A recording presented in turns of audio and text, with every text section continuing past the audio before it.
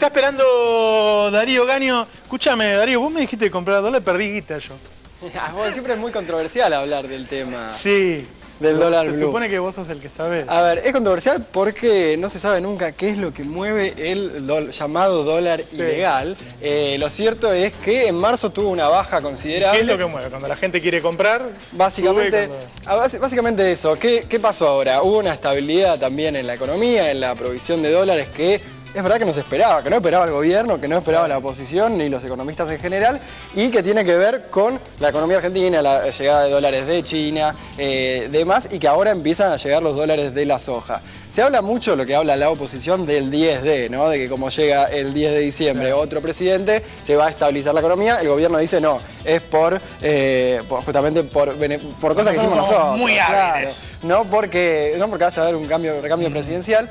Pero el dólar blue efectivamente tuvo en marzo una caída casi del 3%. Si te compraste dólares de forma ilegal, perdiste. Es decir, te convenía, por ejemplo, con esos dólares, en realidad pasarlos a pesos, ponerlos en lo peor que hay, que es un plazo fijo, y después comprar más dólares, porque efectivamente hubieras ganado más plata que si dejabas los dólares. ¿Y qué empezó a pasar también con los ahorristas? Muchos ahorristas empezaron a ver esto y sacaban los dólares, compraban los dólares que le dejaba la AFIP.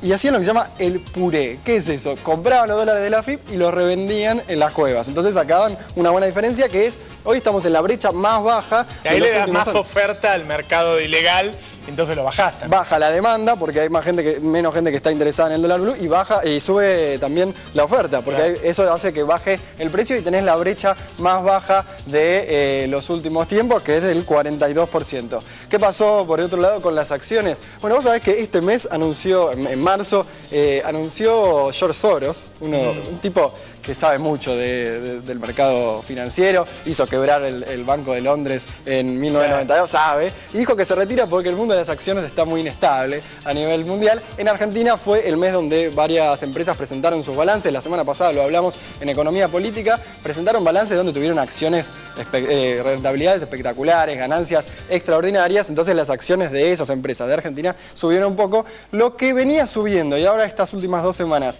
se mantuvo más o menos fue el tema de los bonos, y eso tiene que ver con que desde el gobierno decían, mirá qué paradoja, cada vez que los buitres atacan, los bonos siguen subiendo.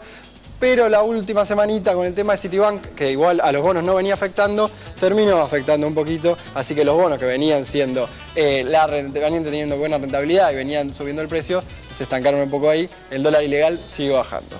Gracias, Darío. Me está esperando Rogelio Frigerio para hablar de economía y para hablar de política, para ver si el PRO llega al gobierno. ¿Hay gobernabilidad en la Argentina? ¿Se banca un paro como el del otro día? Y Axel Kicillof.